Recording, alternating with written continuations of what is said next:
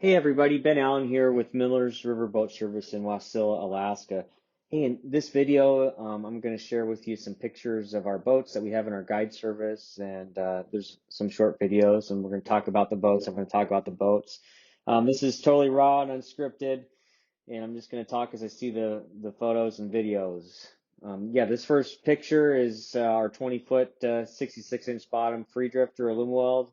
We had this boat for a while. We still own this boat. It has a green paint job now, and we running Mercury motors, Mercury 80 jet. And the fish is a 49-inch keen that was caught in mid-May on the Deshka quite a few years ago, and it smashed. It's one of the hardest hits I've had.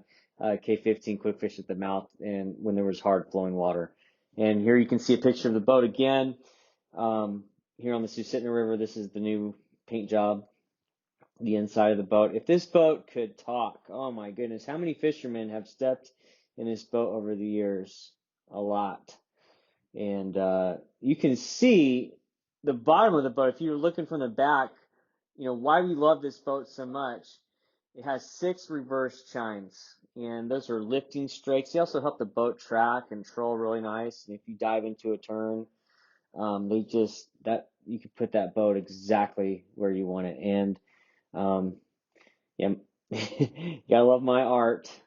But in the middle of the boat where the Sharpie's a little bit darker, that's where the motor would ride. If you look underneath the boat, you'll see what they call the shallow water pad with the Alumaweld. So you have a 6-degree V on the side, and right down the middle of the boat in that triangle is completely flat. And then you can see flat in the middle and then 6-degree on the side. So you get that little bit of V bottom, which is really nice for performance, and pushing the air bubbles to the side, giving your jet pump really clean water, which is going to help it shift better and reduce cavitation. It's really hard to get this boat to cavitate. You can see it running right here on the Deshka River. You can see the turbulence on the side of the boat, all of that kind of spray. That's all that turbulence, those air bubbles being pushed to the side.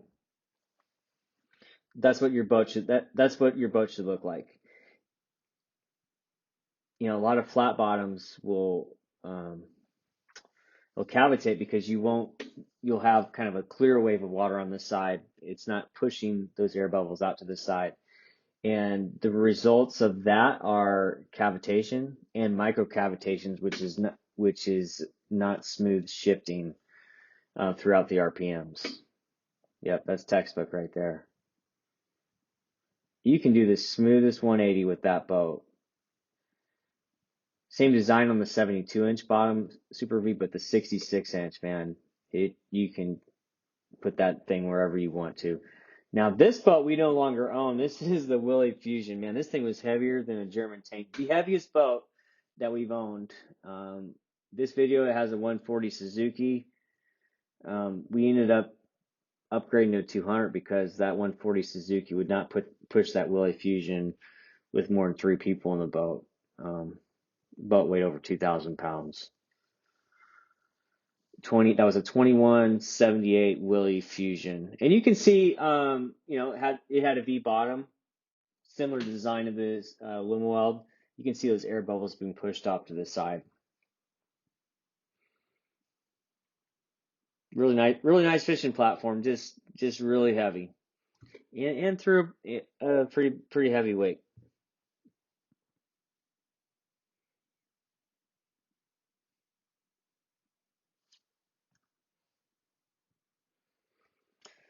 Yeah, so we're running on some pretty serious water with that same boat.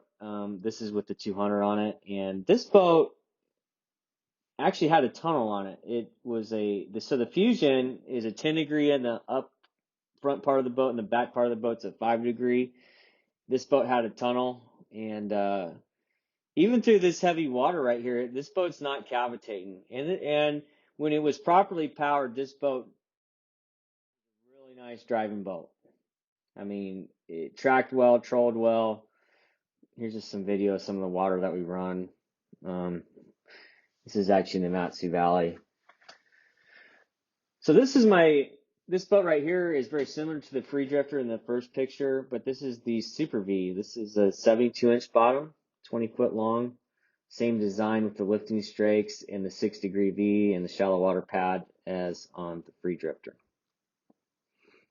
The one main difference is this has a combing gunnel, so that the side of the boat there's that 7-inch of aluminum.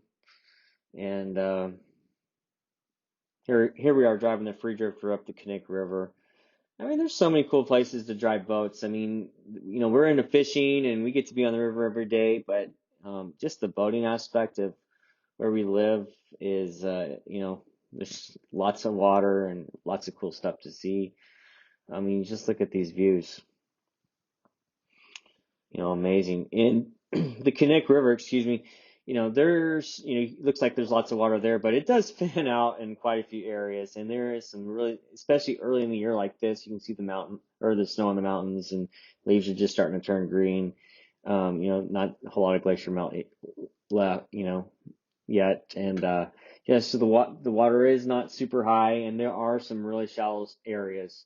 I would say, man, we could put that boat, oh man, 5-6 inches of water when it's on a plane. Here's the Super V, Alumaweld. We're driving some pretty heavy water. This video really doesn't do it justice, but we're going to some pretty good chop. Boat's not cavitating.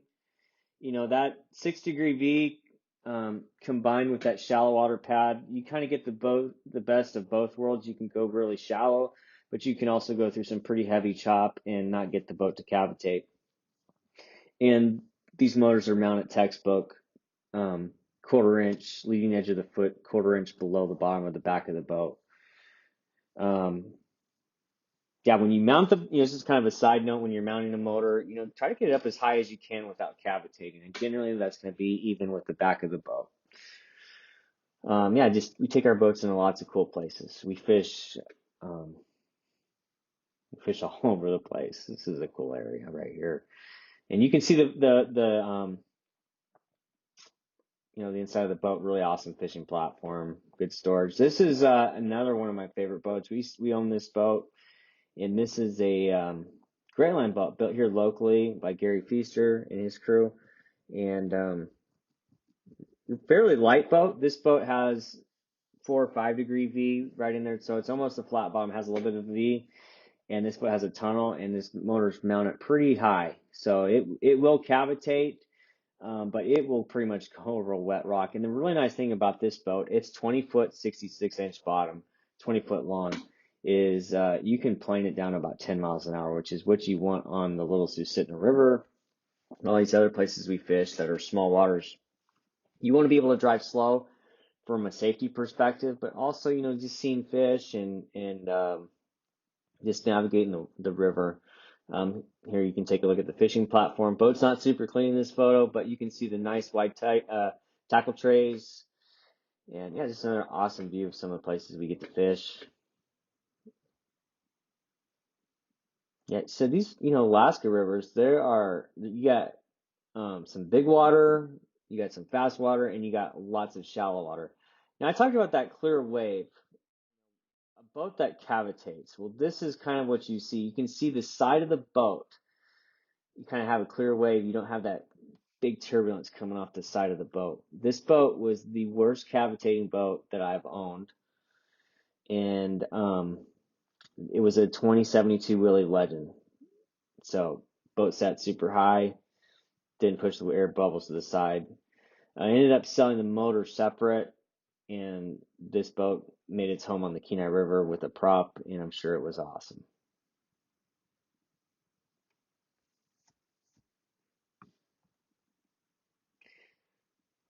Was a good fishing platform. Boat went really shallow.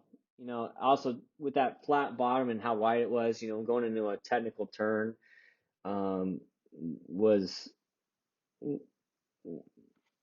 a challenge, and we get quite a bit of that.